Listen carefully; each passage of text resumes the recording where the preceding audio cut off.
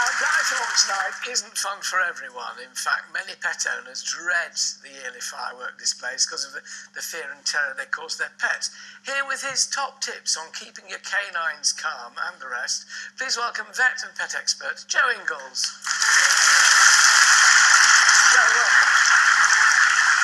It is a great problem, and for pets, you know, the worries are every bit as great as when you worry about your children, aren't they? They are, and in a way it's probably more worrying for pets because at least we know what fireworks are, we understand, and we can explain to our children that these loud bangs and flashes, you know, what they are. But for our pets, you know, that you can imagine they're used to a relatively tranquil life, and then suddenly you get all these loud bangs and flashes and what's going on. And, you know, it's not surprising that our pets get so upset by these flashes and noises, and it causes an awful lot of anxiety and stress.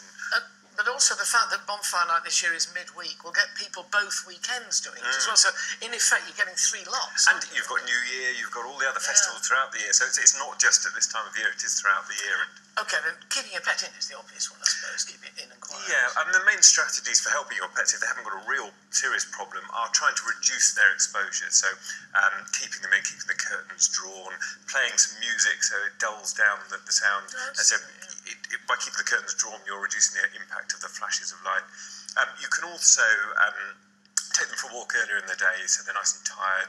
Feed them a meal as well before things start sort of kicking off. All these help to calm down, reduce and it's also, I mean, don't try and make too big changes to your normal routine, because they'll pick up on this and they'll go, hang on a minute, something's up here, something's out of the normal. So you have to try and balance making changes to keep them secure and safe, but not being too kind of over the top that you actually introduce stress. Kind of what's going on, that kind of. You've got various gadgets and gizmos. What have we got to help you? Yeah, I mean, there are lots of things. I mean, really, probably the most effective one, but it's one that takes the longest time to implement, is the desensitization process. And we've got a CD here, which has got the sounds of fireworks. And the idea behind this is, over a period of months or even years, you use this to gradually get them used to these sounds, and you play it very, very quietly, so you can almost not hear it. So it's rather like training a police force, you know, and they train them with blank guns and things like that when they're in training, so they're just so used to it. And you have it playing in the background, you do something fun, you play a game, you feed them, and they subconsciously they get used to that sound, and you gradually increase the volume, and that really is the best way to prevent your pet from having a problem. But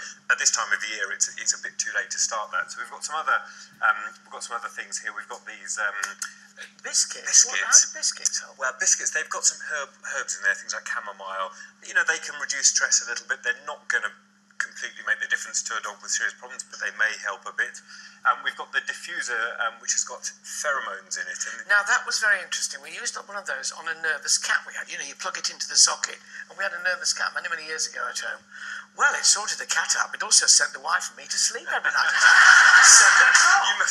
You must be very sensitive to feline pheromones. But the idea is that they release pheromones which the mother naturally gives off with the kittens, so it's kind of naturally calming, stress-relieving pheromones. Whether they work or not is a bit of a moot point. I mean, you know, I've recommended them to lots of clients, and some of them say, like you, they work very well. Others, they have less of an impact. So I think it's certainly worth trying. If you're susceptible or not. Yes. What on earth is a thunder shirt? A thunder shirt's being modelled here by Dudley, who it clearly works in terms of calming. It's absolutely tricky. But the idea behind a thunder shirt is that it's like a big hug in a shirt. So we actually use them in my vet practice for patients that are coming in today to try and reduce the stress when they're in waiting for their operation. And there's some science behind the fact that this feeling of being hugged and constricted does reduce stress. And I guess it's maybe similar to the way we swaddle babies and so on. So it doesn't work for all dogs, but as you can see, Dudley is doing good work. Dudley's been out there for 3 days now, lying down. Very briefly, Jane Redmond asked, well, this will be my puppy's first firework night.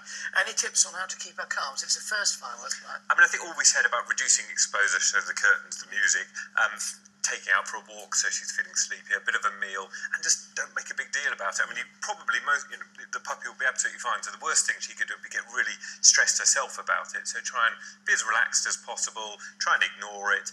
If the dog does get a bit upset, again, just take it easy. Maybe turn the music up a bit and just try and keep relaxed as possible. Lots of hints and tips there, Jane, for you and lots of other folk too.